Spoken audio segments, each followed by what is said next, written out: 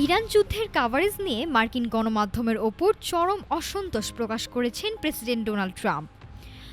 যুদ্ধের ময়দানে ইরান ভালো অবস্থানে আছে এমন সংবাদ প্রচারকে ভার্চুয়াল বিশ্বাসঘাতকতা বলে মন্তব্য করেছেন তিনি।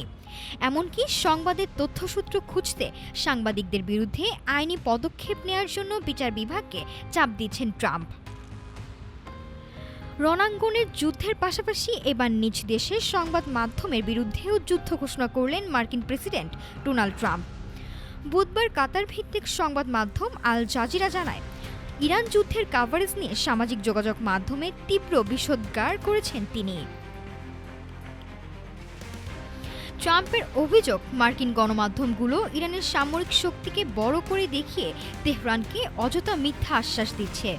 যদিও সুনির্দিষ্ট কোনো সংবাদ মাধ্যমের নাম তিনি উল্লেখ করেননি, তবে তার প্রশাসনের শীর্ষ কর্মকর্তারা অনেক আগে থেকেই সমালোচনামূলক প্রতিবেদনের বিরুদ্ধে সরব ছিলেন।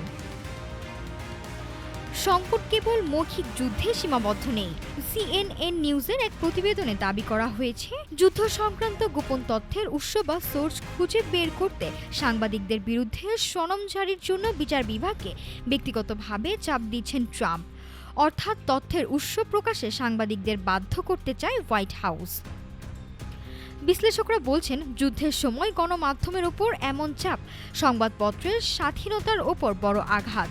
একদিকে ট্রাম্প যখন বেইজিং সফরে গিয়ে বড় রাজনৈতিক চাল চালছেন, ঠিক সেই মুহূর্তেই দেশের ভেতরে গণমাধ্যমের সাথে তার এই সংঘাত যুক্তরাষ্ট্রকে এক নতুন আইনি ও রাজনৈতিক লড়াইয়ের দিকে ঠেলে দিচ্ছে।